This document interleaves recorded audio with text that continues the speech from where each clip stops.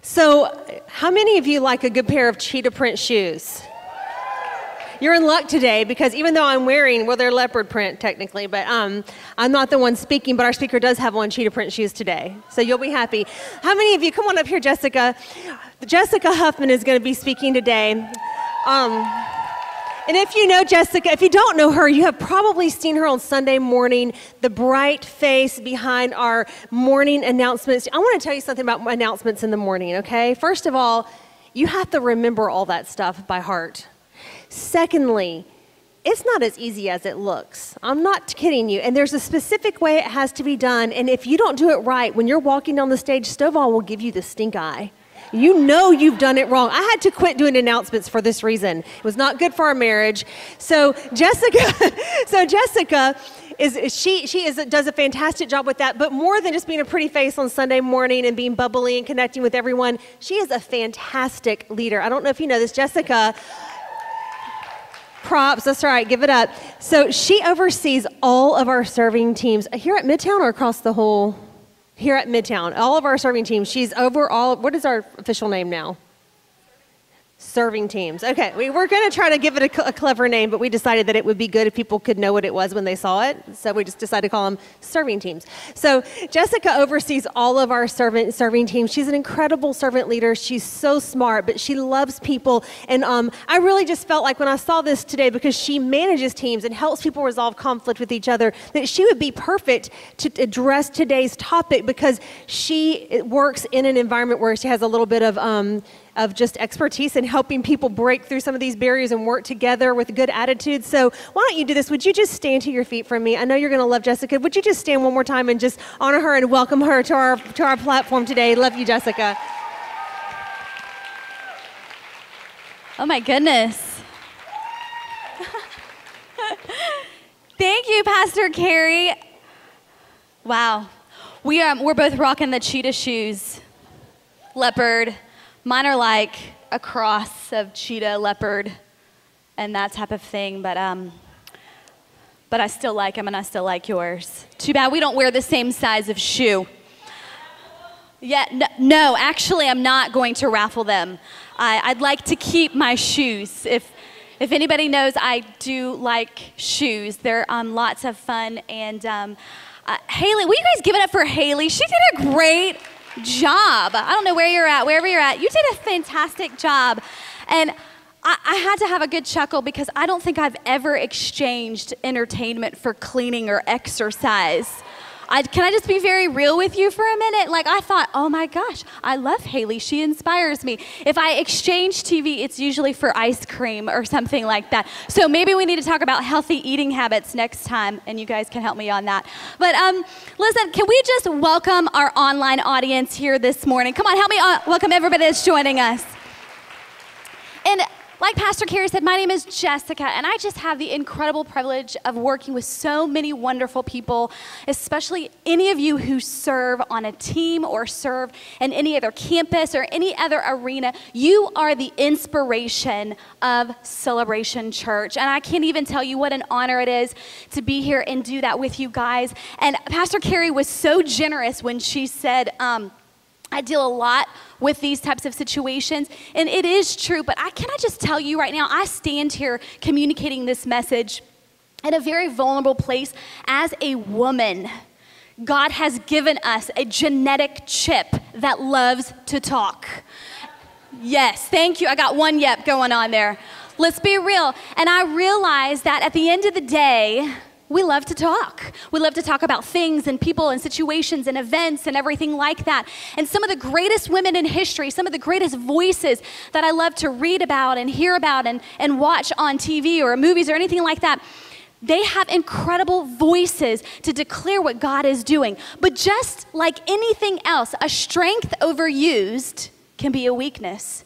And so a lot of times when we talk about things, and we get in our social circles, and we get on our phone, and we get on our social media, and we get all these environments that just cause us to talk a lot, it can be challenging. And this morning, I have the wonderful honor, Liz, thank you for these 5 subjects, because when she came to me the other day, she goes, girl, I got your subjects for you're going to talk about. I'm like, ooh, what is it? I'm like, maybe it's like encouragement or like praise or something like that, or conflict management. She's like, okay, you ready? I'm like, yes. She's like, slander,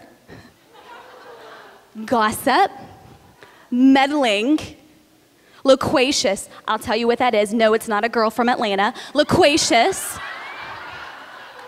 And indiscretion. I said, oh, I'm so excited. And I was like, are you sure you want me to talk on these things, Liz? And she's like, absolutely. And I'm like, okay. And so I went home and cried like a baby. But all is well. I studied everything. And as I was reading through all of the notes, at the end of the day, the ultimate goal for you to take away is the fact that we want to inspire confidence and trust with us as women. That is the objective of the message this morning, is to inspire something that God wants to do inside of you, to relay trust and confidence. Because as women, we go through life together. We are good at flocking together in bathrooms and social circles and makeup places and clothes places. We are great at that. And let's inspire confidence when we're together and use our words to encourage and uplift. And so that is what we're talking about. So when we talk about in confidence, in order to know how to do something, sometimes you have to break it out on how to not do something. And so what we're going to talk about is how to not inspire confidence. And the first one we're going to talk about is slandering. But at the top of your page, you'll see a quote on confidence, and it says, the feeling or belief that one can rely on something, a firm trust. So let's move to the easy topic of slandering. Where I come from, we believe in sarcasm. I hope that's okay. Proverbs 10:18, it says, hiding hatred makes you a liar, and slandering others makes you a fool. And number 1 says, slanderers make malicious statements, whether true or false, you might want to underline that, about others with the intent of damaging their reputation, character, or good name. I'm going to read it again. That's a big statement. Slanderers make a malicious statement, whether true or false, hello ladies, about others with the intent of damaging their reputation, character, or good name. You know, we are in a season where it is the presidential election. And we are constantly bombarded with videos and debates and conventions and Facebook statuses and emails and Twitter updates on people's opinions of each one of these men running for election. And do you know that sometimes at the core of what they talk about is actually making a malicious statement about the other person?